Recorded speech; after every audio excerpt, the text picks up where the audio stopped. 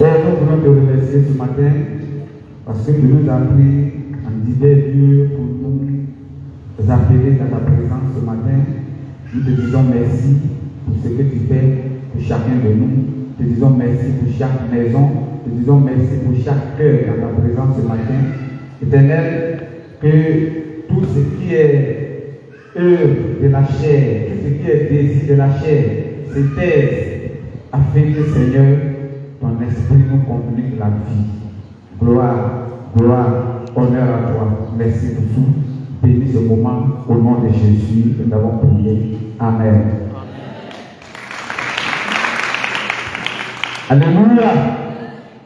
Nous allons parler maintenant de notre culte ce matin. Nous allons parler de quelque chose qui souvent on le dit dans nos langages. Aujourd'hui, nous allons parler de la disposition.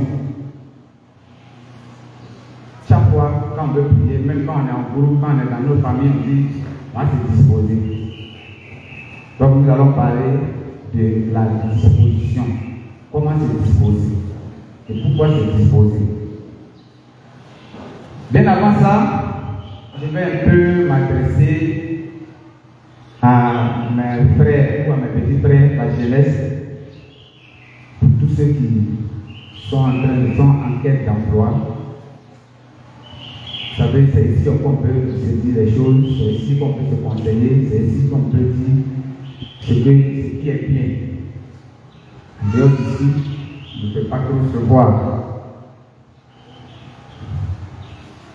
Je veux vous conseiller, pour ceux qui cherchent du boulot, il y a quelques préalables que vous devez avoir. Hier, je disais, on causait avec la secrétaire dans son bureau, vous devez tout faire pour apprendre l'informatique. Ce n'est pas mon sujet, ce n'est pas le thème du jour, mais au moins c'est le conseil. Vous devez tout faire aujourd'hui pour apprendre l'informatique, pour avoir au moins un permis. On ne va pas prophétiser pour que le permis vienne chez toi. Alléluia. Tu dois apprendre l'anglais. C'est ce qui est aujourd'hui qui prend le monde.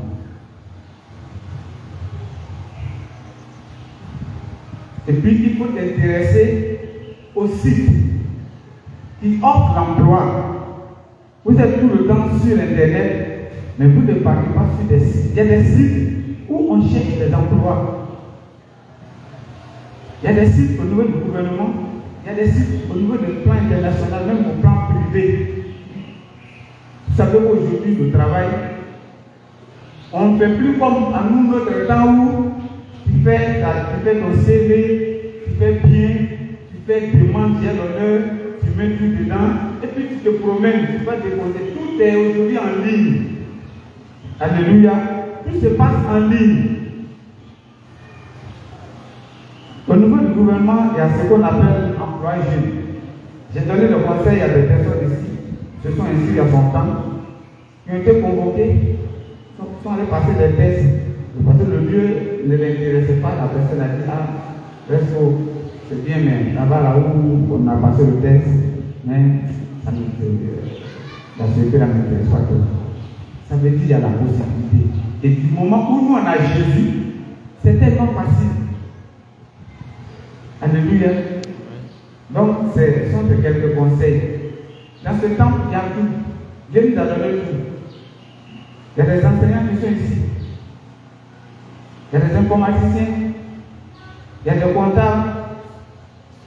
Il y a tout. Il faut toujours faire ta mise à jour. Alléluia. Donc, ce sont ces quelques conseils que je voulais vous donner. On n'attend pas d'abord que le travail arrive. Parce qu'à mon temps, moi j'ai perdu un emploi comme ça, à cause du permis. J'avais fini de faire, avant l'employeur code. Quand tu as le code, c'est là que tu t'en fais visite, tu t'en fais permis pratique, puis on te donne le permis. J'avais le code de permis dans ma poche. On était encore sur les bancs. Et pendant les vacances, on faisait des stages. Et puis j'ai un ami qui m'a dit, ce qu'on appelle aujourd'hui Orange, avant c'était Ivoire. Il dit, au siège d'Ivoire, ils ont donné leur comptable. Je suis parti déposer mon dossier. suis arrivé. Le plan, vous savez, les plans sont tellement précis, ils ne sont pas dans le ménagement. Ils ne sont pas là pour regarder du fait. Il m'a demandé, il a regardé mon dossier, tout lui dit c'est bon. Mais est-ce que tu as le permis? Je lui ai dit j'ai cours. Permis là, on dit c'est d'ici la fin de ce mois. Il dit il ne faut pas dans ça. Il a pris clé. Plutôt de clé, il a dit voici la clé. Il a enlevé son rideau, on était à la fenêtre. Il dit tu vois la voiture polo blanche qui est là, c'est pour toi. Celui que tu vas remplacer là, lui il est parti en Europe. Lui s'occupe des agences d'Ivoiris à partir de Dabou jusqu'à Taï, en passant par Soubré. Donc on ne peut pas louer chauffeur pour toi et puis on va te payer en le pays. J'ai permis. Vous voyez, le permis c'est le plus grand diplôme aujourd'hui. Tu passes partout. Alléluia. Et puis l'informatique. Appliquez-vous à l'informatique. Appliquez-vous à l'informatique. Inscrivez-vous dans emploi jeune. Avant on appelait ça comme aussi. Voilà. Au fil de la même vie. Ça c'était autant de fois avant. Après c'est devenu AGEP. Aujourd'hui c'est devenu emploi jeune. Il faut t'inscrire. Là-bas c'est tellement simple. Quand tu t'inscris là, quand les sociétés sont en train de recruter aujourd'hui, avec la politique d'aujourd'hui, ils sont obligés de passer par eux. Et puis on vous convoque, passez vos tests, et tu as dit tu vas aller travailler. Alléluia. Donc, mes chers frères, ce sont là quelques conseils pour vous. Il ne faut pas rester là toujours. Quand on t'a appelé déjà, ça veut dire que tu vas aller quelque part. C'est à ce moment-là que Jésus m'a intervenu. Je lui dis, on m'a appelé, on est nommé à passer le test, mais je vais aller avec ton nom. C'est fini. Partout où tu vas aller, va avec le nom de Jésus. Si tu ne vas pas avec le nom de Jésus, ça ne va pas marcher. J'ai un ami, on a fréquenté ensemble, lui il n'a jamais eu stage. Plus de 10 ans, il n'a même pas eu stage. On s'est croisé à un test organisé par la BCAO. Lui il a été admis, il est rentré dans la structure, créé une fois. Mais à cause de poisson, il l'a renvoyé. Lui qui ne travaille pas, il n'a jamais eu stage. Mais c'est à cause de poisson. Une institution qui gère l'Afrique de l'Ouest. Ils l'ont renvoyé à cause de poisson parce qu'il venait toujours au travail sur lui. Donc quand vous partez avec le nom de Jésus. Vous serez le meilleur parmi ceux. Alléluia. Alléluia. Ce matin, nous allons parler de la disposition. La disposition, c'est la meilleure des choses que le Seigneur nous recommande toujours. Quand on veut prier, quand on veut faire quelque chose, on nous dit toujours, même quand le pasteur même veut prier pour toi, si tu rentres dans son bureau, quand il veut prier, il demande de te disposer. Et si tu n'es pas disposé, tu ne peux rien recevoir. Alléluia. Alléluia. Vous savez, partout où il y a rencontre d'hommes, il y a des problèmes de place. Quand on va au stade, chacun cherche à être dans une bonne position pour pouvoir bien suivre. Quand on va dans le concert, chacun veut être souvent à la première place. Alléluia. Partout où il y a rassemblement, les gens cherchent la bonne place pour ne pas être dérangés. Mais si tu ne te trouves pas à la bonne place, tu seras là-bas, que ce soit au stade, que ce soit dans un conseil, tu seras là-bas comme ça. Tu ne vas rien comprendre. Il y a des parties où les gens vont raconter et vont dire, ah, ça s'est passé comme ça. Vous n'avez pas suivi ça. Le monsieur qui était à côté de moi, il m'en voulait trop. C'est comme ça. Donc ce matin, nous allons voir une situation qui est arrivée à un jeune homme, un monsieur, qui ne sait pas ce qu'on appelle se disposer. Alléluia. Nous allons prendre notre Bible dans le livre de Actes, le chapitre 20.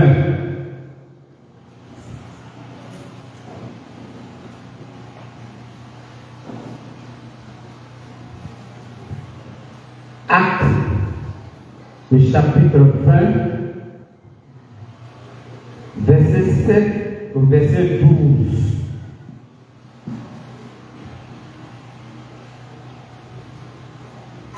C'est une histoire qui s'est passée pendant la prédication, on peut dire pendant un culte.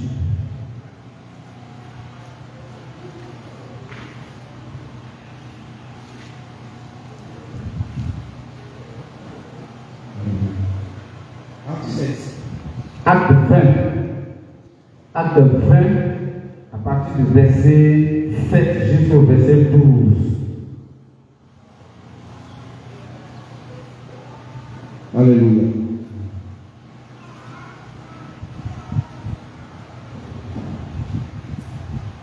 Acte 20, 7 à 12. Là, il est écrit: le premier jour de la semaine, nous étions réunis pour rompre le pain. Paul, qui devait partir le lendemain, s'entretenait avec les disciples et il prolongea son discours jusqu'à minuit. Il y avait beaucoup de lampes dans la chambre haute où nous étions assemblés. Verset 9. Or, un jeune homme nommé Étichite, qui était assis sur la fenêtre, s'endormit profondément pendant le long discours de Paul.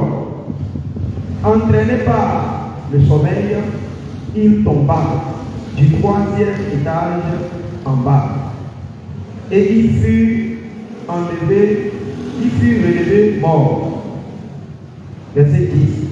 Mais Paul, étant descendu, se pencha sur lui et le prit dans ses bras en disant: ne vous troublez pas, car son âme est en lui. Le verset 11. Quand il fit remonter, il rompit le pain et mangea, et il parla longtemps encore jusqu'au jour. Après quoi, il partit. Le jeune homme fut ramené vivant, et ce fut le sujet d'une grande consolation. Alléluia. Amen. Voici une très belle histoire qui s'est déroulée dans une ville qu'on appelle, la Bible appelle Troas. Paul, pendant son premier voyage, pendant son deuxième voyage, il avait créé des églises dans l'Asie mineure, dans le royaume des Romains. Il avait créé beaucoup d'églises. Et à un moment donné, le Saint-Esprit a averti Paul d'aller à Jérusalem. Quand il va arriver là-bas, ils vont l'attacher et c'est là qu'il va subir beaucoup d'atrocités de la part des pharisiens, de la part des Juifs. Donc il savait que le voyage qu'il était en train de faire, son retour, il n'allait plus revenir dans ces églises. Donc il a appelé les responsables de chaque église. Il y avait les Timothée, il y avait les Sapothées, il y avait les Jupiter. Tout cela, c'est des gens qu'il avait installés comme responsables dans chaque église. Et il a trouvé bon que tous ces responsables le trouvent à Troas, dans la ville de Troas. Il va leur prodiguer des conseils. Il va faire son dernier culte avec eux. Comment ils vont tenir l'église, comment ils vont marcher avec l'église, comment ils vont conduire les responsables, comment ils vont instituer des choses à l'église, comment ils vont organiser l'église.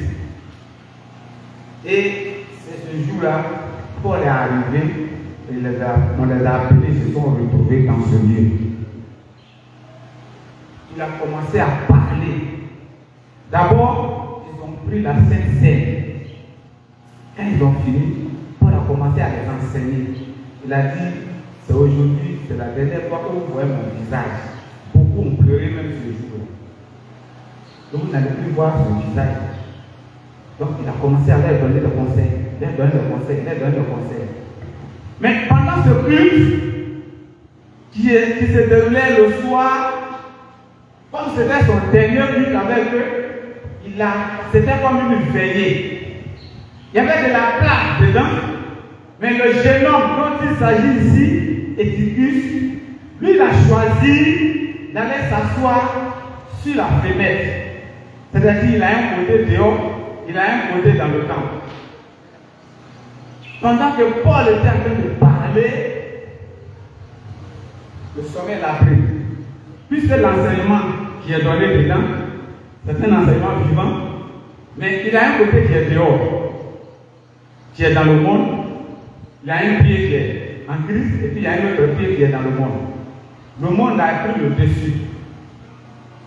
Le sommeil l'a pris, il est tombé. Pourtant, il était au 3e étage. Il est tombé, il est mort.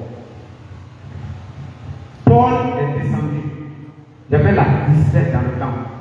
Ils étaient tous devenus tristes parce que le jeune homme est tombé, il est mort. Qu'est-ce que ça va donner comme témoignage?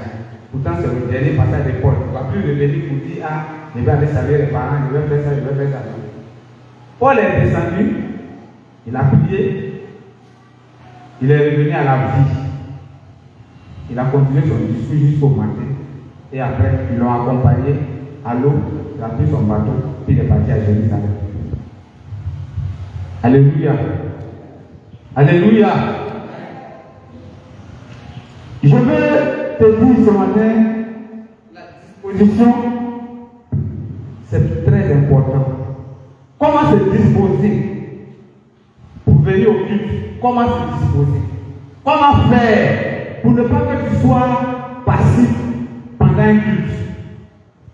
Pour ne pas que tu sors d'un culte, tu n'as rien reçu. Dieu que nous adorons, sa parole dit, personne ne vient dans sa maison et il retourne les mains vides. Comment faire pour ne pas que chaque dimanche, tu retournes les mains vides? Comment faire pour ne pas que le monde prenne le dessus sur ta vie et que tu sois comme ce jeune homme? Peut-être ce matin, toi tu n'es pas assis sur la fenêtre, tu es dans le temple. Mais est-ce que tu es là? Tu es au milieu du peuple? Ou bien tu as un côté qui est encore dans le monde? Est-ce qu'on te voit physiquement, mais spirituellement, tu n'es pas là? Alléluia. L'histoire nous parle du premier jour de la semaine, c'est-à-dire dimanche. C'est dimanche qui est le premier jour de la semaine. Le calendrier que nous avons aujourd'hui, partout dans nos portables, c'est le calendrier grégorien. C'est un calendrier qui a été conçu par rapport au Dieu des Grecs. Tous les jours, c'est les dieux, c'est le nom des dieux. Lundi, c'est un Dieu. Mardi, c'est un Dieu. Mercredi, c'est un Dieu. Jeudi, c'est un Dieu. Vendredi, c'est un Dieu. Samedi, c'est un Dieu. C'est dimanche qui est le premier jour de la semaine qui est pour Dieu dans ce calendrier. Même les mois, le nom des mois, tout ça là, c'est des dieux qu'ils adoraient. La lune, le soleil, les planètes que Dieu a créées, c'est ce qu'ils adoraient. Lundi, c'est une planète. Mardi, c'est une planète. Ainsi de suite. Donc, dans le vrai calendrier du plan de Dieu, dimanche, c'est le premier jour de la semaine. C'est pourquoi la Bible disait que le français au courant, on dit le premier jour de la semaine, les femmes sont allées au tombeau. Quand Jésus est ressuscité, c'était un dimanche. Donc, l'histoire se passe un dimanche soir.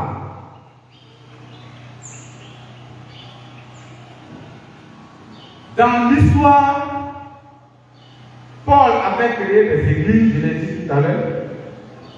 À Bérée, il a fondé l'église. Là-bas, il a mis un monsieur qui était sur l'église qui s'appelait Sacoteur. À Thessalonique, il a fondé une église où il a mis un responsable qui s'appelait Aristarque. Et puis puis il y avait Secondus. À Thèbes, il y avait Gaius. À Éphèse, il y avait Timothée, il y avait Tichy, il y avait Trophime qui venaient et étaient là pour gérer l'étude, qui étaient les responsables. C'est ceux-là qu'on l'a réuni. Donc, et comment se fait-il que eux, ils n'ont pas choisi de s'asseoir à la fenêtre?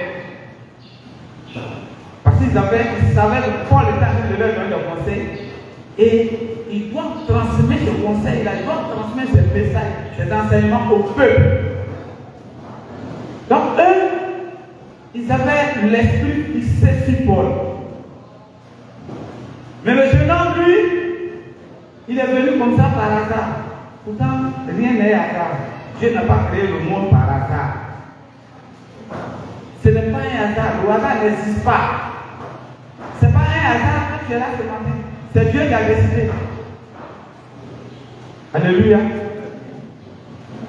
Tout le calendrier de Dieu, tout est déjà établi.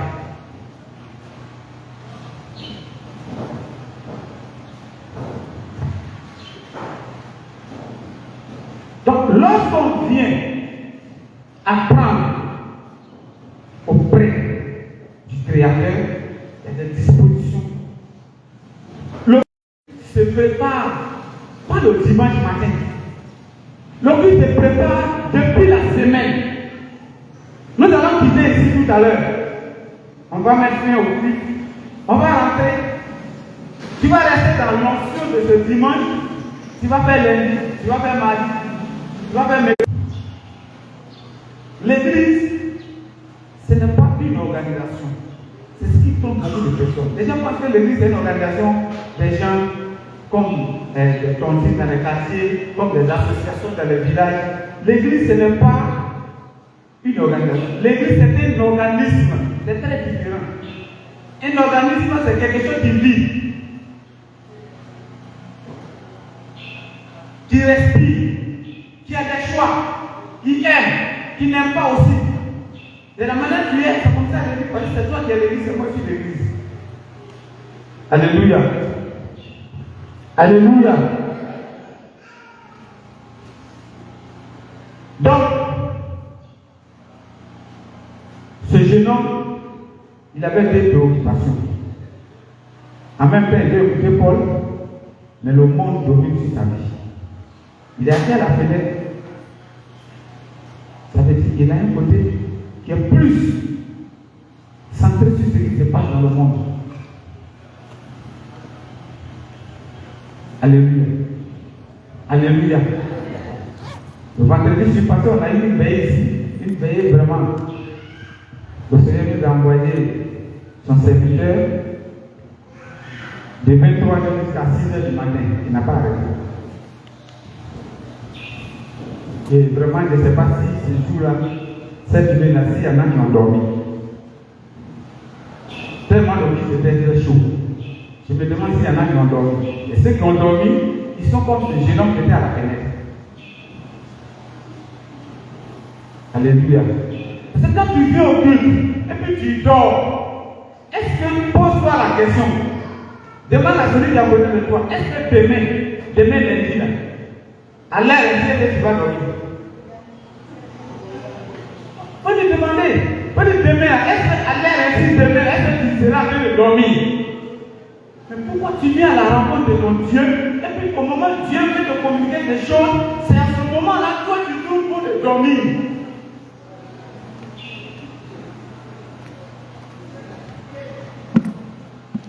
Alléluia. Alléluia. Pour venir au culte, tu dois toujours interroger celui que tu viens écouter. On vient auprès du maître pour apprendre. Nous vivons aujourd'hui dans un monde qui est devenu très méchant. La méchanceté, c'est devenu une monnaie courante. On devrait prendre ses pas. Il n'y a pas un jour où on n'apprend pas quelque chose de mauvais. Il n'y a pas un jour où on n'apprend pas quelque chose de grave. Il n'y a plus de respect. La crainte de Dieu même a disparu dans le cœur des hommes. Maintenant, toi, tu vis au milieu de ce groupe. Tu travailles au milieu des païens. tu es le seul chrétien, comment tu vas faire? Tu viens dimanche et le Seigneur t'instruit. Parce que nous qui travaillons, souvent, il y a des choses qu'ils vont te demander de faire. Tu es conscient que ça, c'est pas bon. Mais on te demande, comment est-ce que tu dois te prendre dans ça? C'est auprès du maître que tu vas apprendre. Mais si tu te pratiques au culte, tu n'as rien compris du culte. C'est pas parce que tu seras chez toi là, maintenant le Seigneur va te servir de toi. Alléluia. Alléluia. Il y a des gens qui disent qu'ils ne peuvent pas venir au culte aujourd'hui parce qu'ils n'ont pas d'offrande. C'est pour lui, l'église se limite aux offrandes. Il n'a pas d'offrande, donc il ne vient pas. Il y en a qui disent, aujourd'hui, je dois faire la lessive. C'est-à-dire qu'il a eu 6 jours, il n'a pas pu trouver savon, il n'a pas pu trouver l'eau. C'est dimanche matin, lui, il a trouvé savon et puis l'eau, puis il va laver avec.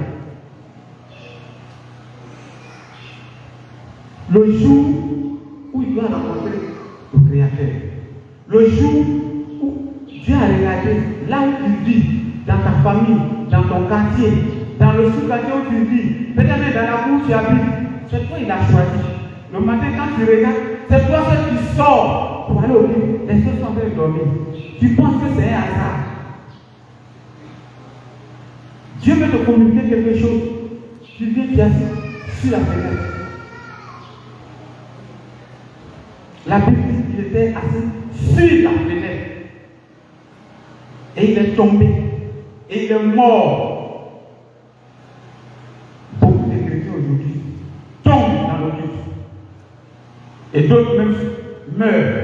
C'est-à-dire, le lien est coupé totalement entre lui et Dieu. Il meurt totalement. Il est là, mais c'est pas ça. Même quand on dit de prier, sortez les rangées, il faut prier. Il est obligé de faire les gestes. Mais lui-même, il n'est pas là. Il fait les gestes, il marche, il fait les trucs comme s'il prie. Il est à la fenêtre. Il est assis à la fenêtre. Il n'a pas de rencontre avec son Créateur.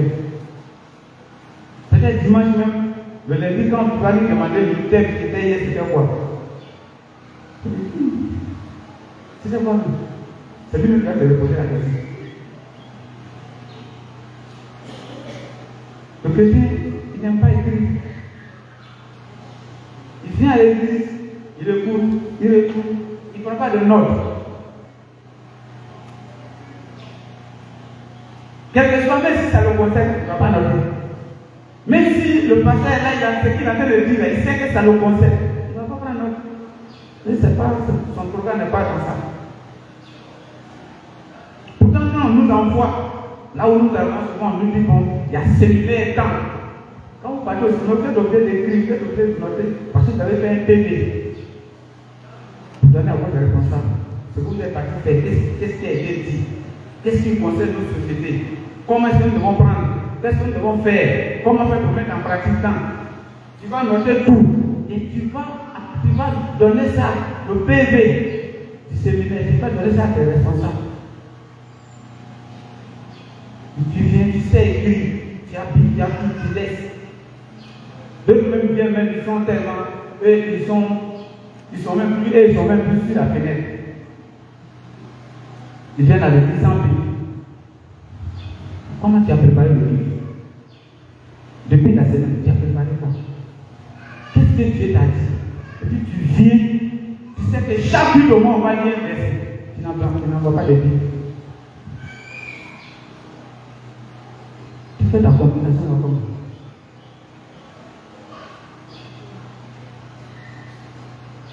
Comment tu veux comprendre Dieu?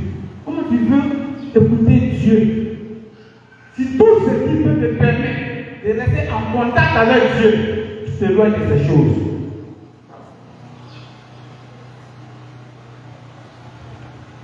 Souvent quand on voit des hommes de Dieu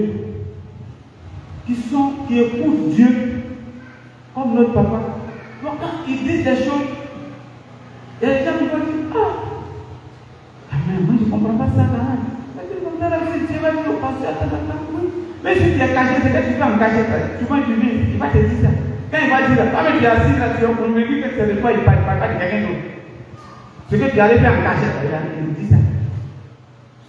C'est le Saint-Esprit. Il est à l'écoute de Dieu, il prépare, il se dispose.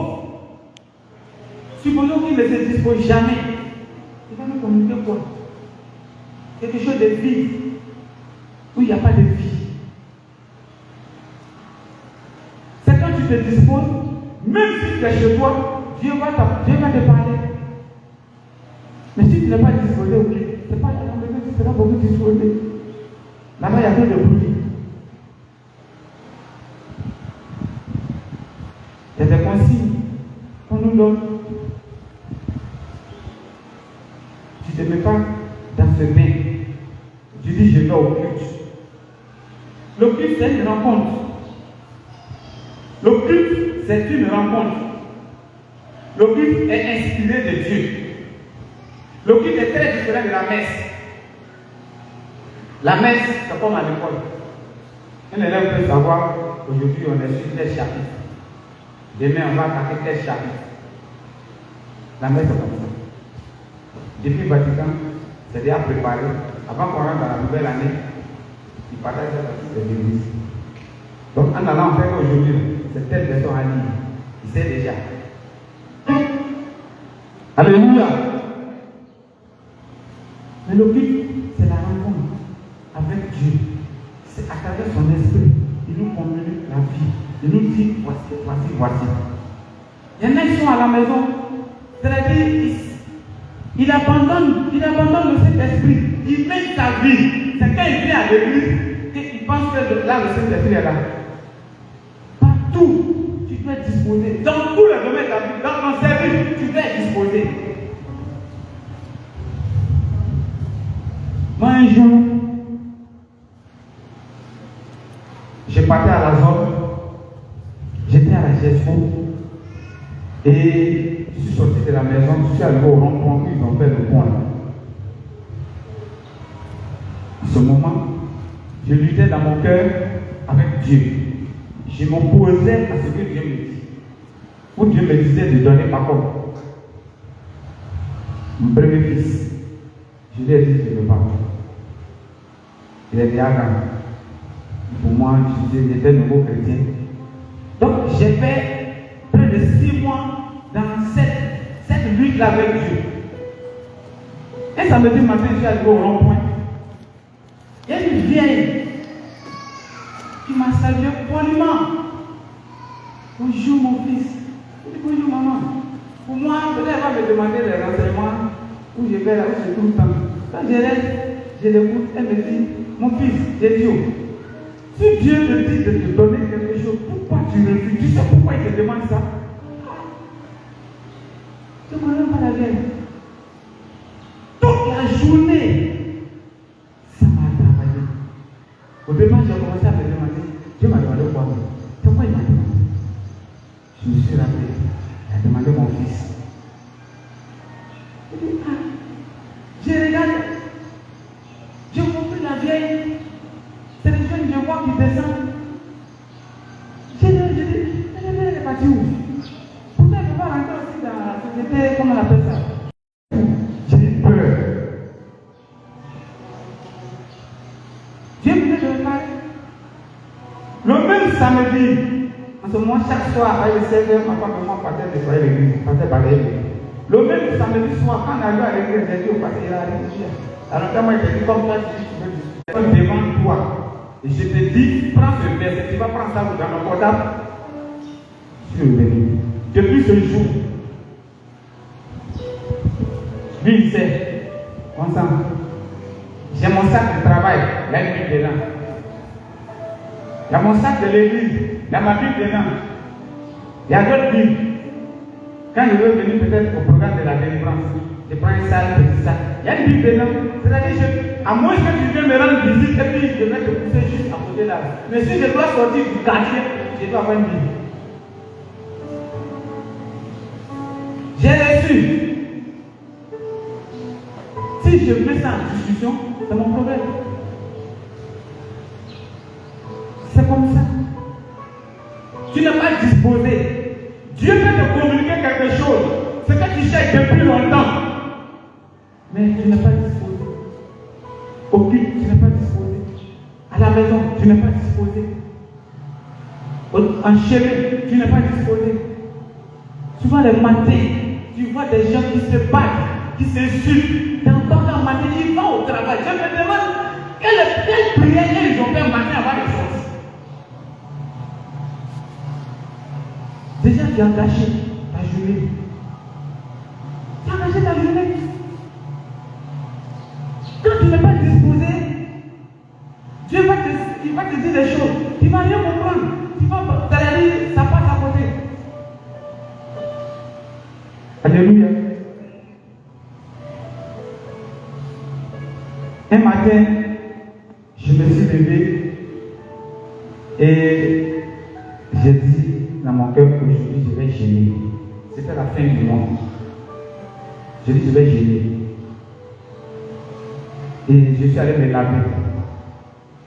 Quand je me lavais, il y a une fois qui me dit, si tu gênes aujourd'hui, ton gêne ça c'est gâté. C'est que aujourd'hui tu vas payer les travailleurs. Quand tu les payes, maintenant tu viens te citer, comme si c'est toi qui as le problème. Donc il faut attendre, demain quand tu vas payer les gens aujourd'hui, demain tu peux gêner. J'ai dit dans mon cœur, ça c'est vrai. Il y a c'est Satan qui parlait. Avant de sortir de la maison, la décision est revenue en moi. Il faut que je gêne aujourd'hui. Je suis allé au travail en gêne. J'ai tout fait en gêne. Je suis rentré à l'usine. En ce moment, on avait beaucoup de sections. On avait plus de 200, 300 travailleurs. J'étais en train de les payer. Ceux qui sont venus n'ont plus leur argent. Ils étaient groupés là, ils ne retournent plus sur les machines. Pourtant, les machines sont en train de travailler. Le courant gaspille. Le Libanais n'aime pas ça. Donc le patron, le propriétaire, était chez lui à la maison matin. On ne sait pas ce qui s'est passé entre eux d'abord, ce qui s'est passé avant. Mais il est devenu tout furieux. Il rentre. La société est comme ça. Quand tu rentres de son bureau, il sort dans l'usine. Ça sort sur le côté bonbon. Tu tournes. Ça sort du côté où le gars s'arrête là, côté du sud, c'est une grande société. Donc quand il est rentré du côté de bonbon, il a vu que les machines sont en marche, mais il n'y a pas de travail là. Il arrive du côté du biscuit, là-bas il y a une grande salle, là-bas il y a assis de paix. Il est rentré, il a vu du monde. Il dit, pourquoi vous laissez les machines? Il dit, non, pardon, ne pas nous aller dire, ah ok, c'est construit la trouée là. Retournez. Il a donné deux, il partait. Il regarde derrière, personne ne sort. Quand il revenait, il y a un jeune assis là. Il dit, oh, le bruit l'a vu. Oh! Et puis ils sont partis. Je suis resté seul. Il a commencé à crier sur moi. C'est moi qui organise ça. Aujourd'hui, je suis viré de la société. Il a prononcé ça. Mais je ne sais pas, ça n'a rien fait. C'est comme je n'ai pas entendu. Dès qu'il a pris sa décision, il devait voyager. Sa valise est dans son bureau. Et quand il sort de là, il prend un confiant. Qui va le suivre dans la main là-bas pour lui demander pardon. Il a signé le papier. Mon enfant, il a signé. C'est déposé sur son bureau. Moi, je suis en gêne. Un jeune qui est venu m'accueillir là, il m'a dit, tu as fait quoi? Un jeune, c'est une bombe qui a rien. Il dit, toi, tu vas y aller, tu as fait quoi aujourd'hui? Il dit, à quoi? Il dit, ah, en attendant, quand tu vas arriver, toi-même, tu vas signer ton papier là-bas. Le boss a décidé. Il dit, quoi? Il dit, bon, d'abord, il n'y a pas de problème. Quand ils sont tous sortis, j'ai prié. J'ai dit, Seigneur, toi, tu vois, ou moi, je ne vois pas. C'est par rapport à ça qu'il m'a dit de gêner aujourd'hui. Moi, je ne sais pas ce qu'il m'a dit. Je remets tout en ta main. Pourtant, quand elle est quittée à la maison le matin, aucun Libanais ne s'est approché de son bureau. Et puis, il avait peur. Parce que quand il est fâché, il marche vite. Quand tu le vois marcher rapidement, c'est qu'il faut qu'il t'approche. Mais celui qui est là aujourd'hui, c'est le directeur. Je ne sais pas comment ça s'est passé. C'est lui qui m'a appelé dans son bureau et m'a dit, quand je suis rentré dans son bureau, il m'a dit, ah, ton Dieu que tu fais, il faut le prier. Il avait pas fait. Mais ce n'est pas ce qu'il m'a appris. Je suis rentré dans le bureau du boss. Je lui ai demandé, tu veux l'envoyer pour moi? Il dit oui. Je lui ai dit simplement oui. Nous-mêmes, quand on a compris pour avoir le payer, il ne nous respecte pas, c'est pas pour avoir. qu'il y avait un frère, il fallait là, il m'a respecté. Il dit, ah, alors tiens, papa, c'est fini. C'est fini. Donc imaginez que j'étais dans la distraction où l'Esprit de Dieu me disait un matin de gêner. Satan aussi m'a dit, il ne faut pas gêner, parce qu'ils vont gâter. Moi je suis convaincu que chaque fois qu'on paye, ils viennent, ils bavardent, ils font tout. J'allais accepter pour ça, pour Satan. Et j'étais dehors. Alléluia. Si tu ne te disposes pas, il y a des choses, il y a des bénédictions, il y a des programmes, il y a des promesses. Quand Dieu ouvre cette fenêtre, longtemps il va ouvrir encore. Tu vas attendre au moins 10 ans encore. C'est là que tu te rappelles de temps que je me souviens, ça là, c'était pour moi. Ça là, je pouvais faire ça facilement. Mais Dieu t'a parlé, et puisque tu étais distrait, tu n'as pas pu saisir le message qu'il Dieu te donnait. C'était ton temps. C'était le temps que Dieu a choisi pour te donner ce que tu veux. Ce que tu lui demandes tout le temps. C'est ce temps-là que Dieu a ouvert. Il a ouvert la porte. Et puis toi, au lieu de saisir, tu es resté là sans discernement. Alléluia. Et ça passe. Et tu attends. Souvent, on met plus confiance au monde aujourd'hui. Le chrétien fait plus confiance au monde. On dit, va passer concours. Le concours de Jésus, là, si tu ne connais pas quelqu'un. Ça veut dire, mais il multiplie tellement Jésus que les hommes, ceux qui sont là, sont plus grands que Jésus. On dit, va déposer ton dossier dans telle société.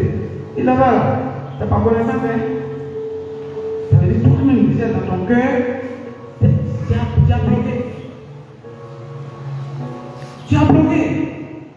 Qu'est-ce que Dieu ne peut pas faire? Si tu te disposes, qu'est-ce que Dieu ne peut pas faire? Dans la Bible, il y avait un prophète qui s'appelait Élisée. À son temps, le peuple d'Israël faisait toujours la guerre avec le pays Syrie, la Syrie. Ils étaient tout le temps en guerre. Et un jour, le roi de Syrie, il a formé ses militaires, il dit bon, aujourd'hui là, on va aller faire guerre avec Israël. Mais on va passer du côté du sud.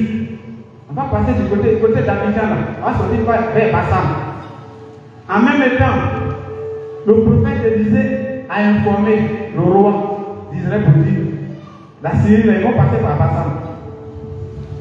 Il a fait ça plusieurs fois. Chaque fois qu'il décide dans son pays, quand ils s'en vont, il trouve la position des gens là-bas.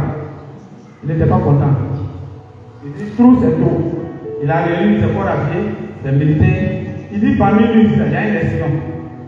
Il y a quelqu'un ici parmi vous qui suit toujours notre position aux militaires qui sont en Israël.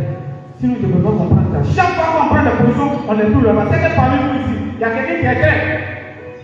Il y a une traite parmi vous. Et la personne se signale. Un militaire qui a levé sa main, il dit, oh roi, dis à jamais, que Dieu te bénisse. Mais je vais te dire quelque chose. Il n'y a pas de traite au milieu de nous pour signaler notre position. Ça n'existe pas. Mais en Israël, il y a un homme de Dieu qui est là-bas, il y a un prophète là. C'est que tu dis même à ta femme sous ton lit là, il sait. Il dit en bon? Il dit oui. Comment il s'appelle? Il s'appelle Élisée. Il vit où? Il dit il est dans le village qu'on appelle Dotan. Il dit ah oui, il n'y a pas de problème. Il a rassemblé le monde. Les militaires, il dit allez-y l'attraper. Il n'a pas peur. On dit c'est que toi tu suis ton lit là, lui il sait. Mais tu t'en tu veux aller l'attraper quand même. Ils ont formé un groupe, ils sont allés l'attraper. C'est-à-dire quand ils sont arrivés là où ils vivaient là, ils ont encerclé le coin, la forêt, partout sur les montagnes là, les militaires étaient là. Quand son disciple est sorti le matin, il a vu dans le feuillage là, les calades sont posés. Il dit, mais on leur fout. l'armée de la Syrie a envahi. Donc, le prophète disait, il ne savait pas gêner.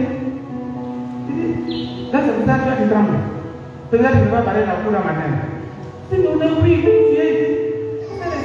Moi, la police, ils sont combien? Ceux qui sont un loup, les hommes de nous-mêmes, c'est là.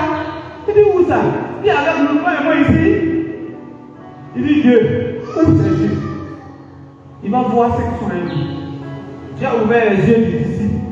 Il a vu, c'est des anges qui sont assis sur des chevaux, des guerres, avec le feu, partout, jusqu'à là-bas, au-delà même des militaires syriens. Ah, il était content, il dit, oh, il n'en avait dit, il en avait dit, il était tellement content. Quand les militaires sont rentrés, le prophète a dit, Dieu, il faut fermer les yeux. Fermez les yeux, il ne faut pas, ils vont savoir que c'est moi. Ils ont venu, ils sont allés chez Élisée. Élisée dit, vous cherchez qui? Il dit, on cherche un prophète, il est ici, il s'appelle Élisée. Il dit, alors, je vais vous montrer. C'est Élisée même qui est allé jusqu'à ils sont arrivés dans la ville, à la capitale, où il y a la base militaire d'Israël. C'est quand ils sont arrivés au camp, dans le camp des militaires d'Israël, c'est là il a dit qu'il faut ouvrir les yeux, ils vont savoir où ils sont. Ils sont au milieu des militaires maintenant. Ceux qui voulaient combattre, ils sont au milieu d'eux. C'est là le roi m'a dit, on n'a qu'à le tuer. Il dit non, toi aussi. Tu as déjà fait prisonnier quelqu'un qui a le tué. Tu as servi à quoi? Préparez bien, préparez tout, pour tout. Ils n'ont pas mangé pour retourner chez eux. Aïe, il dit oui, c'est ce que j'ai dit. Ils ont préparé, les militaires ont bien mangé, ils sont retournés chez eux. Quand ils sont partis, la Bible dit, ils ne sont plus jamais venus attaquer. Ah, c'est Dieu là, c'est Dieu que nous adorons. Si tu ne te concentres pas, si tu ne te mets pas dans la disposition, il y a des vents qui vont souffler, ça va t'emporter. Ah oui, ça va t'emporter. Il y a des dispositions qui vont t'emmener dans les sommets. Il y a des dispositions qui vont t'emmener dans les situations où les gens ne vont même pas te toucher. Il y a des dispositions quand tu es dedans. Dieu te rend redoutable. Il faut des réunions, on fait la guerre, on dit celui-là. C'est à cause de lui, c'est à cause de celle-là. On ne peut pas tuer quelqu'un dans la famille. Si c'est chrétien, cette année-là, c'est lui qu'on va attaquer. Puisque tu es toujours disposé, Dieu te rend redoutable. Quand Dieu te rend redoutable, les gens perdent de toi. Et même ils vont commencer à dire, il ne faut pas tuer un membre de ta famille. Vous devez vivre, pas parce que celui qui est mort. Vous voyez qu'on a essayé. Ce n'est pas lui-même. C'est un membre de sa famille qui n'a même pas chrétien. On a voulu le tuer, mais lui seul, il est assis à prier devant sa prière, à sa main, c'est plus tout ici. Parce que tu es disposé. Parce que tu es disposé. Le chrétien doit avoir son programme. Pendant la semaine, tu dois avoir un emploi du temps. Les jours, tu dois méditer. Là, ça c'est encore grave. La méditation est non. Nous, on est tellement choqués, on ne dit pas la Bible. Non, on ne dit pas la Bible. Mais il y a le vent qui vient. Il y a le vent qui vient. Il y a le vent qui vient. Ce vent, si tu n'es pas disposé, ça peut te toucher. Ça peut te détruire. Ça peut te créer des problèmes. Ça peut te mettre dans des situations difficiles. Tu vas venir prier Dieu. Quel Dieu tu vas prier? Il te dit, mets-toi dans la disposition, tu n'as pas accepté. Aujourd'hui, il y a déjà des gens qui sont dépêchés d'emploi. À cause de quoi? Il y a. Mais quand tu es disposé, quand tu écoutes le Saint-Esprit, lui-même il peut t'instruire. Comment tu dois orienter ton travail? Comment tu dois orienter tes recherches? Comment tu dois t'orienter pour ne pas que le vent puisse t'emporter? Si tu n'es pas disposé, même le Saint-Esprit peut te rappeler ce qui s'est passé avant ta naissance. C'est pourquoi la Bible dit, dans le livre d'Esdras, de faire des recherches dans le livre des souvenirs pour savoir ce que nos parents ont fait. Et puis nous, on a fait de souffrir aujourd'hui pendant qu'eux, ils sont plus. Et tu vas faire cette recherche avec qui? Ce que nos pères ont fait, ce n'est même pas mon papa. Ce n'est même pas lui, son papa, ce n'est même pas mon grand-père. C'est mon arrière-grand-père. Peut-être c'est lui qui a créé la famille. Mais je ne sais pas. Moi, je ne sais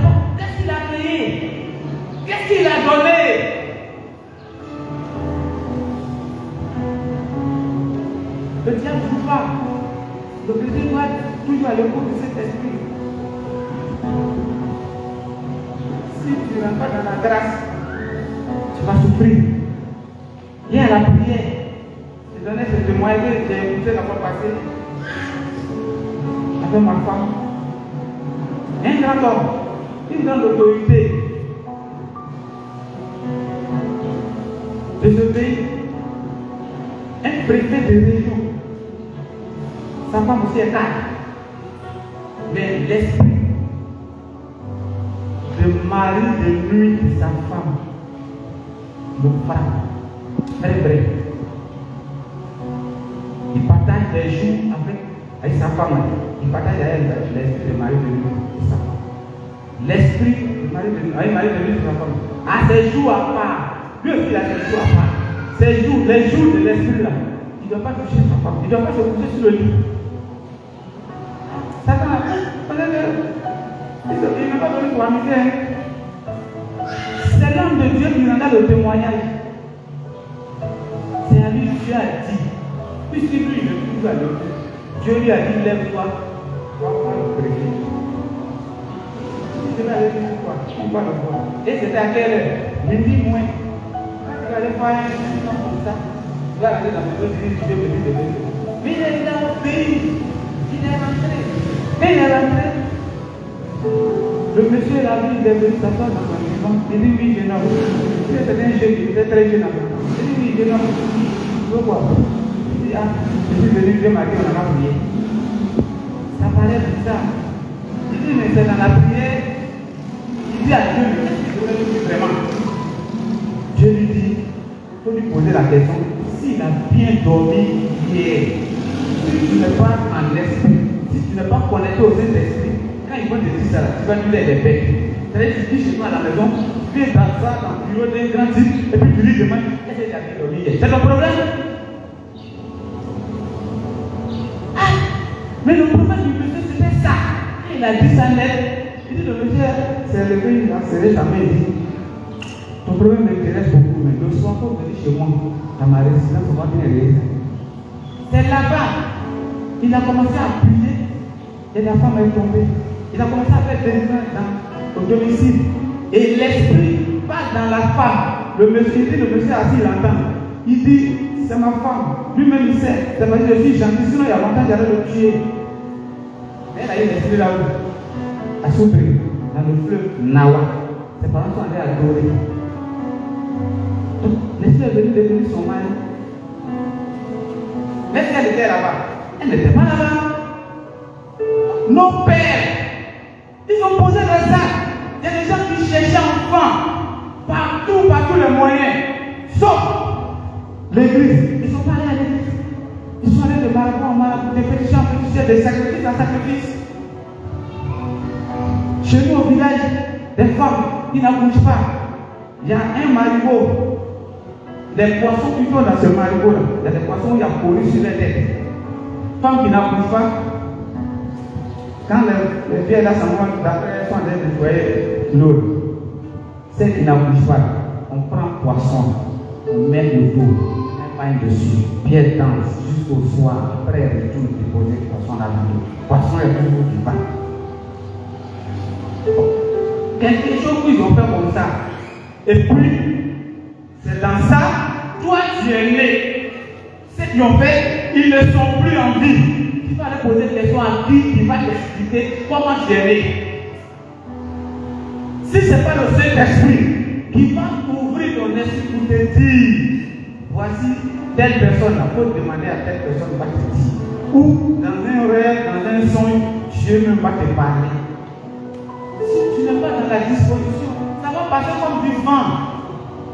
Et puis tu vas rester dans la souffrance tout le temps.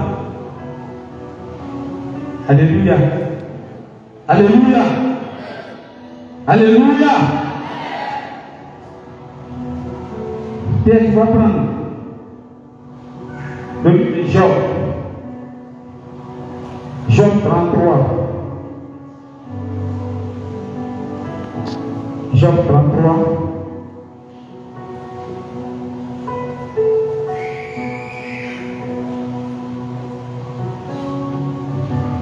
Job 33.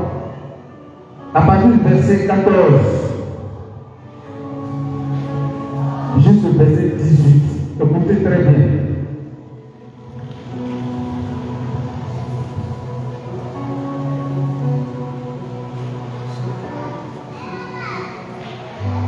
Job 33, du verset 14 au verset 18. Donnez-lui un micro.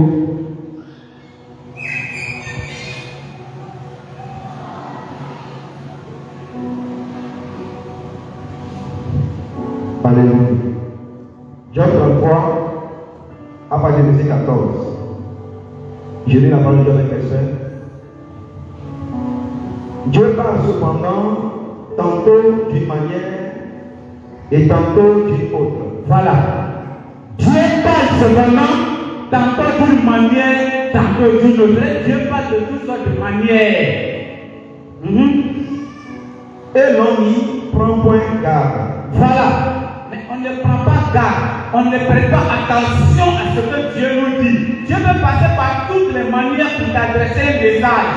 Dieu veut passer par ton enfant. Lui qui est petit, le petit garçon là. Dieu veut passer par lui, il va te donner un message. Dieu veut passer par un fou pour t'adresser un message. Dieu veut passer par ta femme. Dieu veut passer par ton mari. Dieu veut passer par un étranger. Dieu veut passer par son serviteur, le pasteur, pour t'adresser un message. Mais la Bible dit, on ne prend point garde. C'est-à-dire qu'on ne prête pas attention. On s'en fout. Oui. Le verset 15. Il parle par des songes, par des visions nocturnes. Voilà. Dieu parle par des songes, par des visions nocturnes. Quand on parle de nocturne, c'est la nuit. Pendant que tu dors. Oui. Quand les hommes sont livrés à un profond sommeil. Voilà. Quand tu es livré à un profond sommeil, ton sommeil là est très profond, même quand on fait bruit à côté, là, tu n'entends rien. Tu dors profondément. C'est dans ça. Dieu te parle. Oui. Quand ils sont endormis sur leur couche. Voilà. Quand tu es couché sur le lit, tu es en train de dormir. C'est là que Dieu décide de te parler. Le verset 16. Alors, il leur donne des avertissements. Voilà. Dieu peut t'avertir du message ou du danger qui vient. Il peut t'avertir. Il dit attention, voici ce qu'ils sont de préparer. Voici ce qu'ils sont de positionner contre toi. Méfie-toi. Cette semaine, prends un temps de jeûne. Cette semaine, il ne faut pas aller dans telle chose. Cette semaine, il y a des réunions. Il ne faut pas partir à la réunion. Parce que c'est toi en guerre. Oui. Et met le sceau à ses instructions. Voilà. Quand il finit de parler, Dieu met son cachet, il met son tampon sur l'oreille. Parce que c'est important. Oui, afin de détourner l'homme du mal. Voilà. C'est pour ne pas que le mal t'arrive. C'est pour ne pas que ce que le diable allait te préparer puisse t'atteindre. Oui, et de le préserver de l'orgueil. Afin de préserver de l'orgueil. Oui, afin de garantir son âme de la force et sa vie des coups du glaive. Voilà. C'est pour garantir ton âme de la force, c'est-à-dire de la mort. C'est pour protéger ton âme. Et Dieu te parle d'arrêt. Tu fais rêve, tu te réveilles. C'est moi qui n'as pas fait rêve. C'est dans ton cœur. Si c'est un rêve qui fait peur, tu te réveilles, tu es quand même calme. Mais puisque tu prépares attention, tu te poses pas à quelque chose. Et moi, je te dis, mon cœur va comme ça. Le message va revenir, ça te porte. C'est pas ton problème. Tu n'as pas pris garde à ça. Demain, tu vas te lever, tu vas dire Seigneur, tu envoies le feu, tu n'as pas fait sur quoi. Dans l'oreille, il t'a dit, il t'a montré les choses. Il t'a pas dit de faire des positions que tu dois prendre, des actes que tu dois poser. Il t'instruit. Tu fais fi de ça. Tu ne prends pas garde. La disposition par rapport au rêve. Tu joues avec quoi? Tu joues avec ta vie. Tu ne joues pas avec Dieu. Il n'est pas obligé de nous parler dans les rêves. Il n'est pas obligé. Je vous ai dit ici, mon témoignage.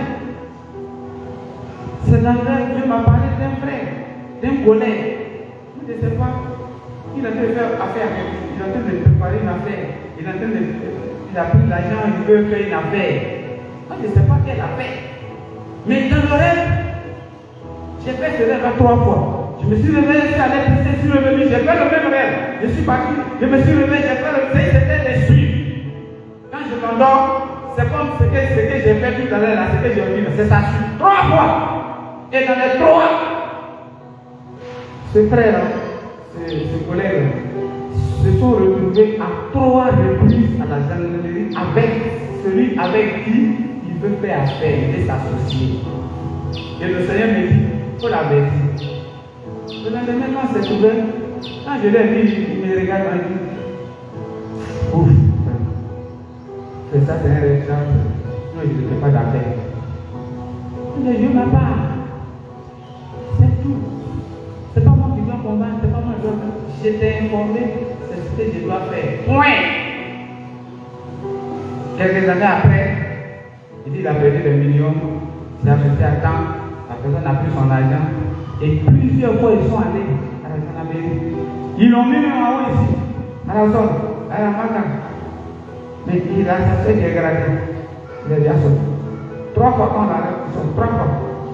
Son argent est perdu. Là, tu peux dire à Dieu. Qu'est-ce que tu peux dire à Dieu? Est-ce que tu peux parler à Dieu dans ça? Tu peux prier Dieu. Il t'avait dit. J'avais dit ici, Dieu nous avait dit. Mais puisqu'on n'est pas disposé à écouter Dieu, on passe en s'appellant. On n'écoute plus ce qui se passe sur les réseaux sociaux. Qu'est-ce que Dieu lui-même, qui est le créateur de tout Dieu, ne va nous dire? Il y a des rêves quand il fait. C'est ça la Bible dit. Il met son sceau. Et quand tu te réveilles, tu n'oublies pas. Mais la disposition que tu dois prendre, tu t'en fous. Et tu attends quand la chose arrive. Tu es étonné. Tu es étonné. Souvent, tu as fait quelque chose. Les situations se passent, soit dans ta famille, ou dans l'occasion, ou là où tu travailles, quelque part. Et puis tu te rappelles, tu dis, ça là, est-ce que je n'ai pas regardé ça un jour à la télévision? Tu n'as pas regardé. Dieu t'avait montré les choses. Mais comme tu n'as pas pris ça au sérieux, tu vois la chose se passer, ça se déroule, c'est maintenant que tu te rappelles. Mais puisque tu n'étais pas connecté au Saint-Esprit, tu penses que c'est la télévision qui a vu. Mais ça là, j'ai une fois vu ça. C'est la même chose, c'est même ma vie là. Non, Dieu t'a montré.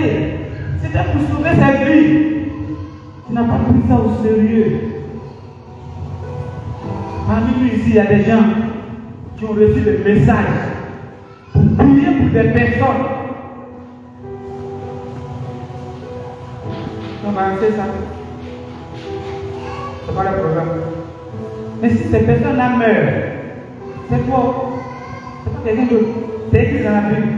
Dieu dit, si il te dit d'avertir le méchant, d'abandonner son péché, et que toi tu l'avertis, s'il continue qu'il meurt, toi tu es dégagé. Mais si tu n'as pas averti et qu'il meurt dans son péché, je vais te demander son sang. C'est pourquoi souvent on est chrétien. Tu regardes à ta vie, tu n'es pas dans le péché. Mais il y a des situations qui t'arrivent, tu pries, Dieu ne te coule pas. Parce qu'il t'a chargé d'une mission, et puis toi, tu as dit non, je ferai. Si je m'en ai dit, ils vont mal comprendre. Ce n'est pas ton problème. Si ils vont mal comprendre, mais il faut avancer. Alléluia. Il faut lui dire. Même si la personne est éloignée de toi, il y a téléphone aujourd'hui. Appelle la personne. Ah, mon frère, même ma soeur, comment la fois passée, là, j'ai fait un rêve. Voici. Donc, prends des décisions pour prier. Moi, Dieu a révélé ma situation dans une église à Koumassi. Je n'ai jamais été dans cette église. je ne sais pas, c'est une femme qui a su devenir une prophétesse. J'étais à la banque et on m'a appelé. Et un collègue m'a appelé et dit, ah, telle personne dit qu'il l'a appelé. Celui que moi j'ai remplacé au travail, lui il a eu le concours, la fonction pour lui les parties, celui que j'ai remplacé. On a fait la même formation et j'étais avant lui, ça fait des années. Il m'a dit, il a décidé de l'appeler. Il dit, il y a quoi? Il dit, ah, il m'a appelé, il dit, c'est Lucien. Donc quand je suis sorti de la banque, j'ai appelé des idées. Il me dit, ah, bon, pour moi ça fait peur, mais toi tu es chrétien avant moi.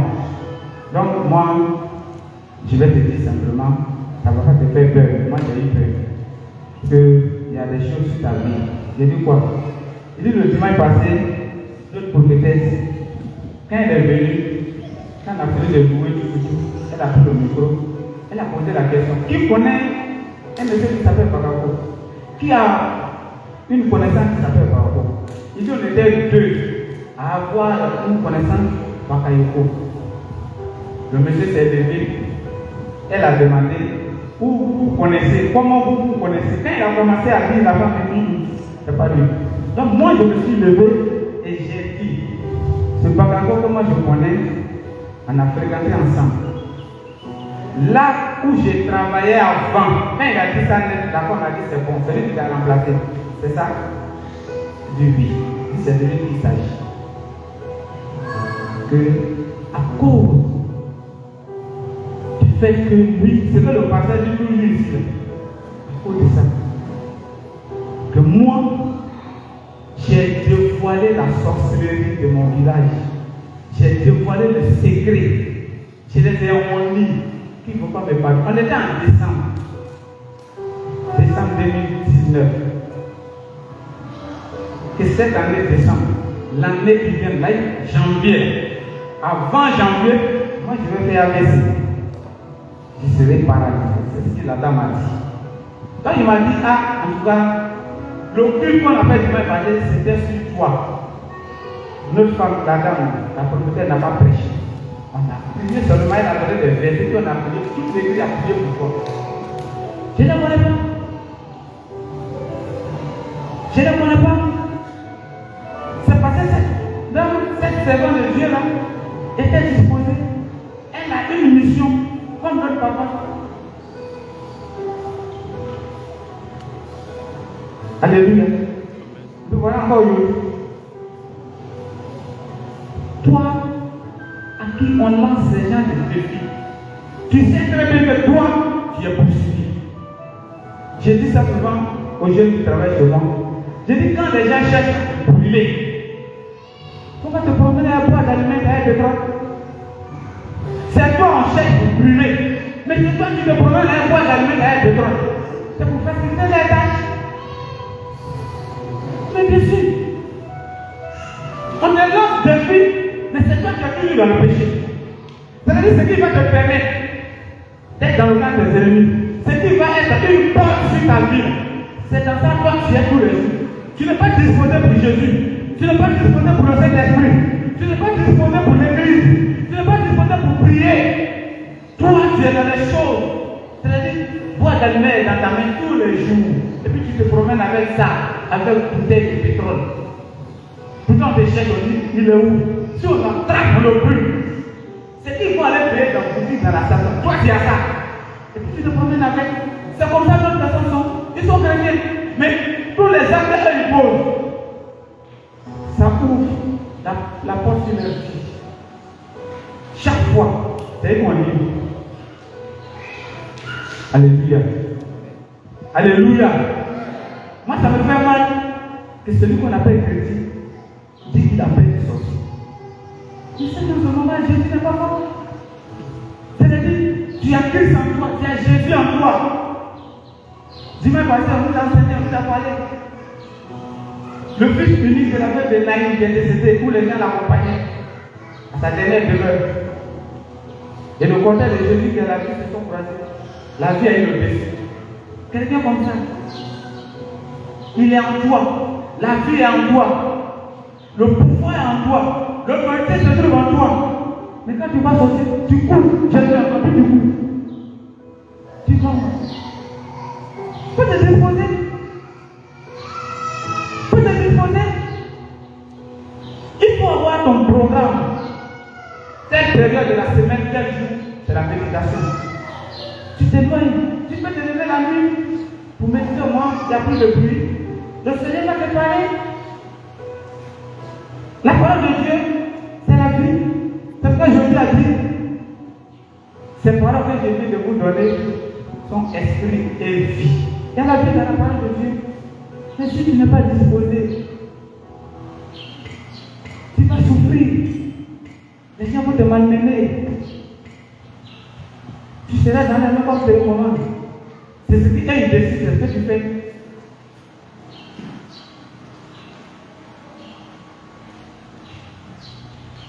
Alléluia. Alléluia. Il y a des réunions. Tu es chrétien. Jésus doit être d'abord en premier lieu dans ta vie. Un chrétien, en premier lieu, c'est Jésus. Jésus d'abord. Tu dois aller quelque part. C'est Jésus. Ah Seigneur. Il y a des gens, c'est à l'instant T qu'ils commencent à prier. Seigneur, on dit qu'il y a une réunion de famille le mois prochain. Instruis-moi si je dois partir.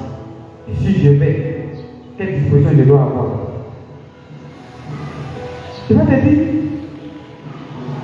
il faut te mettre des temps. Si tu vas, parce que c'est pas là que tu dois te faire. Ou tu ne vas pas aller. Si tu t'entêtes, Jésus, il a sa grâce sur ta vie. Il va t'empêcher. Il y a des situations qui vont arriver. Tu ne pourras pas partir. Parce que toi, tu veux forcément qu'on te parle. Il faut qu'on parle de toi. Et c'est ça le problème des hommes aujourd'hui. Si je ne fais pas ça, les gens vont dire quoi? Quels gens? Ils n'ont pas le souffle de la vie là dans leurs mains. Ils vont parler, mais le jour où Dieu va te bénir, c'est les mêmes qui vont venir. Tu as peur de quoi? Parce qu'il a crié le nom de Jésus. Il a crié, mais il a prononcé un mot. Dès qu'il a dit Jésus, il dit fils de David. Jésus a dit, c'est que la personne est rentrée sur ma vie. La personne sait que je viens de la famille de David. Ce n'est pas n'importe qui. C'est que la personne s'est vraiment renseignée. La personne a pris du temps pour s'informer. Il s'est arrêté de vivre. Quand il est arrivé, Jésus lui a demandé. Jésus savait bien qu'il est aveugle. Il a dit, tu fais quoi? Apparemment, c'est bizarre. C'est un aveugle. Et puis il est mendiant. Il lui posait des questions, tu connais sa situation. Mais c'est un homme. Il pouvait dire à Jésus, ah, chaque matin on me met ici. Tout ce qui passe. Il y a des jours, si c'est fin du mois, souvent les gens me donnent les 500 euros, les 1000 francs. Mais au milieu du mois, souvent c'est 25 francs. Donc il faut toucher les cœurs, ils vont me donner beaucoup. Il pouvait dire ça. Il dit, je veux voir. Jésus a dit, il faut voir. Le malade était couché à la piscine de Bethesda. C'est la distraction. Il était tellement dans la distraction que lui-même ne sait plus pourquoi il est là. Tellement il aimait la distraction. Tellement il passait son temps à regarder les autres. Il passait son temps sur les TikTok. 38 ans de maladie. Ils sont venus le déposer. Le maître de la vie arrive. Il n'a pas touché, il n'a pas prié. Il dit, lève-toi, prends un acte, prends chez toi. Quand je n'ai pas dit merci, il va commencer à bavarder maintenant. C'est l'ange qui descend dans l'eau. C'est lui qui va donner information à Jésus. C'est l'ange qui descend dans l'eau. Le premier malade qui descend, c'est lui qui est guéri. Ce n'est pas tout le monde. Moi, là, ils sont venus m'ont déposé, ils sont partis à la maison. Il n'y a personne dans ma famille, c'est comme ça, ils sont. Depuis, je suis tombé par là, j'avais 38 ans. Les gens me mettaient des sorciers. Il a commencé à raconter ça. Mais c'est le problème. Jésus dit, prends ton lit, va chez toi. C'est que tu ne pourras pas faire. Il te dit, prends ton lit, rentre chez toi. Il ne t'a pas demandé de quelle famille. Il ne t'a pas demandé qui est les gens à tomber Mais c'est la distraction. Tellement de tête distrait. Sa propre situation ne lui disait plus. Si le était disposé, il allait savoir. C'est ça. Il allait savoir. La femme qui perdait le temps depuis 12 ans, elle s'est assise à la maison. La vie, elle a commencé. Tout son argent est fini dans la main des médecins. Et là, elle ne fait plus d'argent. Son nom est dans toutes les pharmacies. Dès qu'elle sort dans la pharmacie, elle dit, ah, ça va un peu aujourd'hui. C'est toujours le même Dieu là. Dieu n'en a fait. Que Dieu te soutienne, ça fait pitié d'elle. Dès que tu prends le médicament, tu sors, on commence à faire verrer sur toi. Tu vois la femme. Elle a dit, je ne sais pas, elle a fait quoi. Tu fuis. Elle a acheté un mari des gens qui l'ont maudit. Tu sais, médicament, c'est à quoi d'elle on commande. C'est ce que tu viens payer. Dans le mois, elle peut prendre 10. Tout le monde connaissait son nom dans les pharmacies, dans les cliniques. Mais elle s'est assise chez elle un jour. Elle a entendu une voix. Les gens ont dit, Jésus est venu dans notre vie aujourd'hui. Jésus est entré chez nous aujourd'hui. Jésus est venu dans notre vie aujourd'hui. Bonjour. On dit, qui est venu dire Jésus? Mon problème est réglé. Mon problème est réglé. Les pharmaciens, vous n'avez pas mon argent. Elle dit, bon, aujourd'hui, c'est aujourd'hui. Moi, je m'en vais. Elle est partie en esprit, elle était disposée. Elle dit, moi-même, je ne peux même pas lui dire que je souffre. Je ne peux pas dire à Jésus que je suis malade. Je ne peux pas lui expliquer ma vie. Je ne peux pas raconter tout ça là. Je sais que Jésus fait qu'on dit, il a guéri beaucoup de personnes. Jésus, il a crié le nom de Lazare, Lazare est sorti de la tombe. Il est rentré en vie. Il a repris ses activités. C'est Jésus là. Je n'ai pas besoin de lui dire mon problème. Tout ce qui est en lui là, c'est la vie. Moi, je vais toucher simplement son habit. C'est tout. Je n'ai pas besoin de prier. Elle s'est levée. Puis elle le sang. Et la loi de Moïse, la loi que Dieu a donnée à Moïse, une femme qui est indisposée ne peut pas être au milieu des gens. Elle doit rester à la maison. Elle ne doit pas préparer. C'est écrit dans la Bible. Mais si elle s'assoit sur un tabouret, personne ne doit s'asseoir sur le tabouret après parce qu'elle est souillée. Si tu t'assois sur le même tabouret, tu es souillé comme elle. C'est la loi qui a dit. Elle dit, ok, la maladie m'a arrangé. Au fur et à mesure qu'elle avance dans le monde, les gens disent, il faut quitter pour voir la femme, elle s'est touchée. Quittez. On laisse pas ça, on laisse pas ça, on laisse pas ça. Elle est arrivée, elle a touché Jésus. Jésus s'est arrêté. Qui m'a touché? Les pierres, les disciples qui sont avec lui tous les jours, ils étaient dans la distraction. Pierre dit, mais tu es au milieu des peuples comme ça, il y a du monde, il y a la foule. Puis toi dans ça, c'est quelqu'un qui m'a touché. Jésus dit, Jésus, qui m'a touché? Il a son affaire, c'est ma compassion. Je dis, fils de Dieu, mais quand tu dois savoir ce qui est dans le monde, c'est au milieu du peuple comme ça. Les gens sont en train de nous manger sur nos pieds, tout ça là. C'est toi qui as posé des questions comme ça. Jésus dit, il y a une force qui est sortie de moi quand la personne m'a touché. Ils ont compris maintenant. La femme a venu en tremblant. Jésus dit, ta foi t'a sauvé. Lève-toi pas. C'est la disposition. Si tu n'es pas disposé, tu vas venir au culte tous les jours. Même chez toi à la maison, tu vas prier. Ça ne va rien donner. Ça ne va rien donner. Ça ne va rien donner.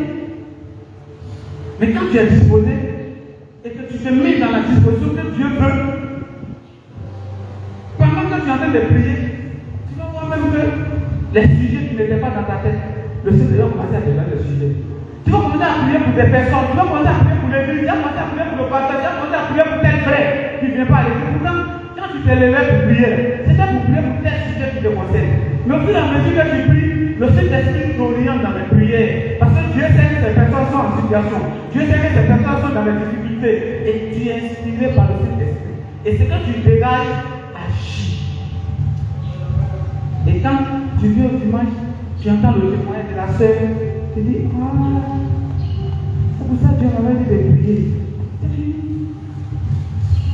Tu n'es pas disposé.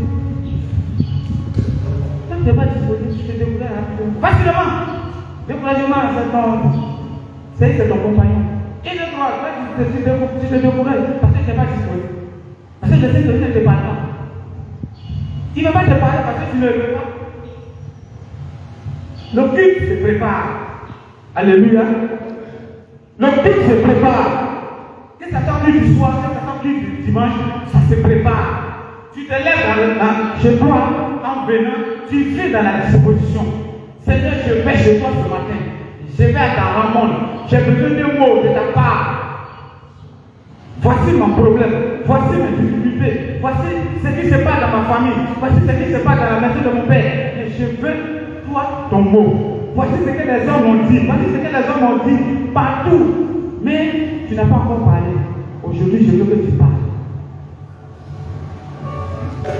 Tu ne dis pas. Tu fais ta sorte et tu retournes. Mets les offrandes. Paul a dit quoi?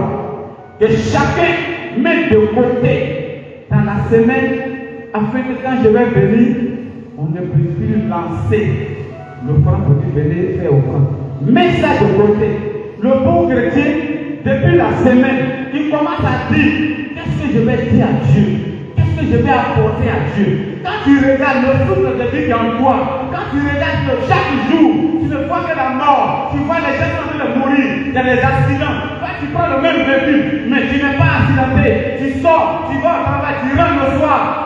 À partir déjà de vendredi, ce Dieu-là, tu dois commencer à mettre de côté, à réfléchir. Qu'est-ce que je vais apporter à ce Dieu? Même si c'est 100 francs, mais ça dépend du cœur qui vient donner. C'est pourquoi la femme, cette vieille qui est venue déposer 2 petites pièces, Jésus dit c'est elle qui a donné. Pourtant, il y a d'autres qui ont donné la superflu. Ils ont déposé des millions, il y en a qui ont déposé cher. Mais Jésus n'a pas regardé à ça. C'est ce que la vieille a déposé. C'est ça qui a touché le ciel.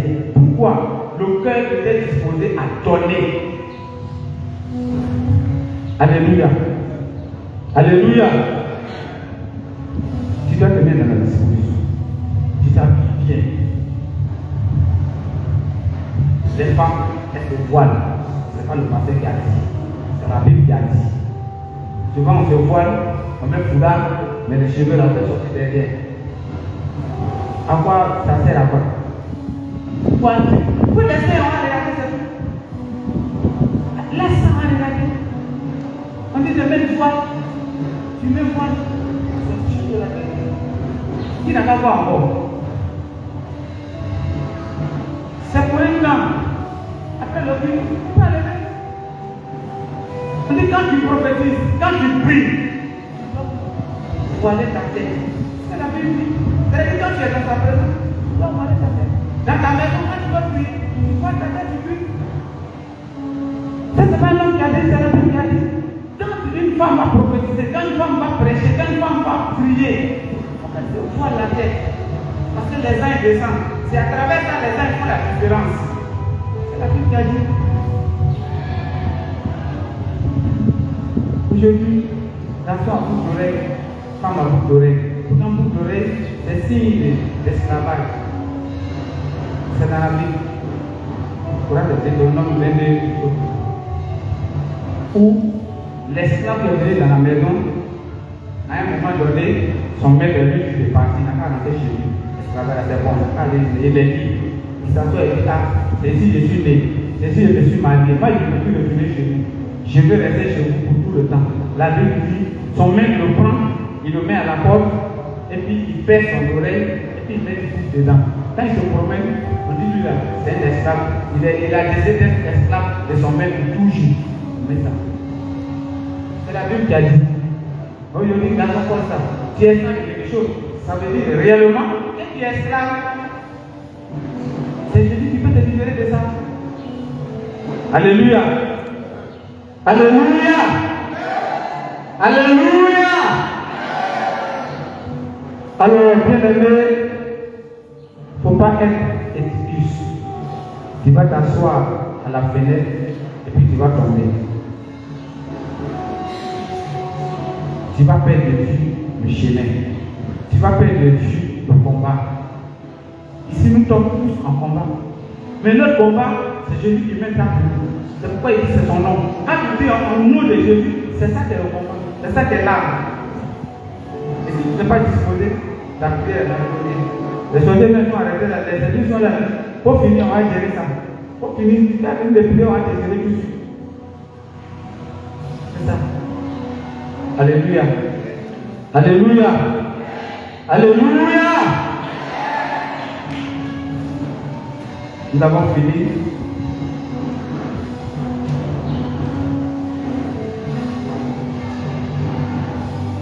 Ma prière, c'est que tu comprennes, tu prennes la chose de Dieu au sérieux. Jérémie 16 dit, il faut que tu fasses la différence entre ce qui est précieux et ce qui est vil. Que tu prennes au sérieux ta vie chrétienne. Que tu ne faudrait pas que quelqu'un d'autre te conduise. La vie chrétienne est guidée par le Saint-Esprit. Il y a deux esprits. Il y a l'esprit qui règne dans le monde.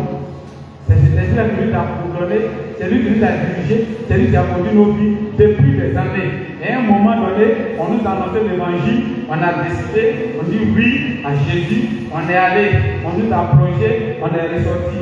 Mort au monde, nous sommes ressuscités avec Jésus.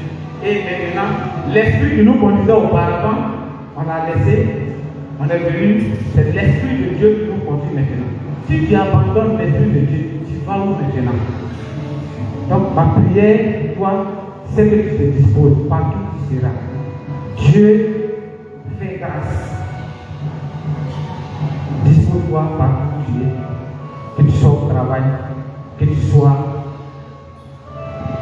au culte, que tu sois chez toi, que tu sois dans les véhicules, il faut que tu sois toujours disposé. Si tu ne sais pas, à quel moment le diable peut frapper. La Bible dit tu ne sais pas à quel moment il peut frapper. Là où tu dois dire non, Saint-Esprit te dira, il ne faut pas prendre ta refuse. Comme Moïse a refusé. Pour dire qu'il est de la famille royale, il a refusé. Il a accepté de souffrir avec les enfants d'Israël. Parce qu'il voyait ce qui vient, la pénition qui vient de lui. C'est ça qu'il regardait. Alléluia. Alléluia. Que chacun considère le culte comme quelque chose qui vient de Dieu. Pour ne pas qu'on perde notre position devant Dieu. On ne sait pas à quel moment Dieu peut te donner. On ne sait pas à quel moment Dieu peut ouvrir une porte pour toi. Il faut que chacun soit saisi de l'Esprit de Dieu qui nous conduise dans notre méditation et le Saint-Esprit nous dirige en tout lieu et en tout temps. C'est dans ça la Bible dit. Le monde aujourd'hui attend la révélation des fils de Dieu. C'est le Saint-Esprit qui peut te révéler les choses. Quand tu arrives au milieu des gens, ceux qui se moquent de toi, ceux qui disent que toi tu prends ton argent pour aller donner ça au pasteur. Quand l'Esprit de Dieu va te donner une parole pour la vie de la personne, et puis tu vas lui dire, le Seigneur me dit, voici ce que tu allais faire. Et ce que tu as fait, ça n'a pas plu à telle personne, c'est pourquoi tu dis ça. La personne va s'asseoir, la personne va rentrer en elle-même. Tu n'as jamais dit ça à quelqu'un, qui lui a dit ça? La personne va commencer à te prendre au sérieux. La personne va commencer à te prendre très au sérieux. Même quand on parle mal de toi, la personne va te défendre. Alléluia. Alléluia. Alléluia. Alléluia. On va te tenir debout. Et tu vas prier le Seigneur.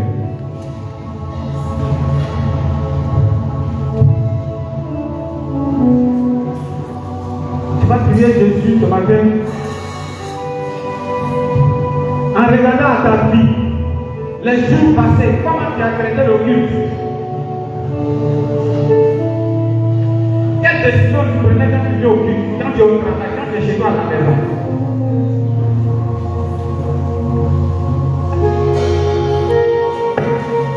Quand tu vis au culte, comment tu es disposé?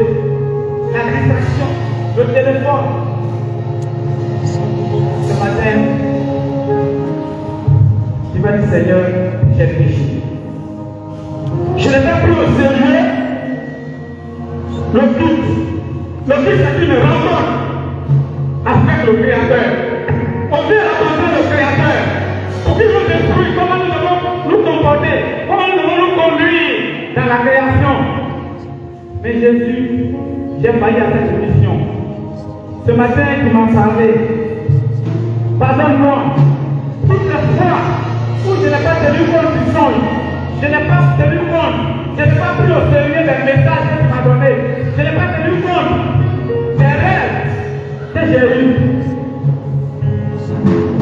Tu m'as montré la situation des personnes, mais j'ai refusé d'aller leur dire, Seigneur, pardonne-moi. Je me suis laissé conduire par la chair, par l'esprit de ce monde. Aujourd'hui, je décide de marcher avec toi. Je décide de me disposer à tout temps. Je décide, Seigneur, je sais que c'est difficile pour moi, mais avec ton esprit, l'esprit de vérité, je dis, je vais faire, je vais vous envoyer l'esprit consolateur. Il sera avec vous jusqu'à la fin du monde. C'est ce qui a promis. Je veux que tu m'envoies ton esprit. Pour qu'il soit avec moi toute ma vie, pour qu'il m'exprime, pour qu'il me conseille, pour qu'il me guide, pour qu'il me guide. Parle.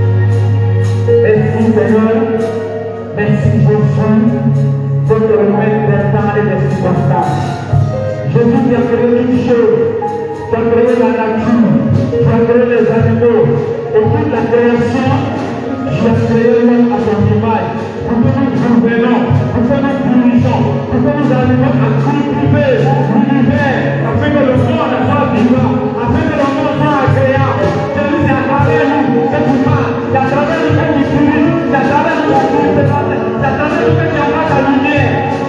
Seigneur, chacun de nous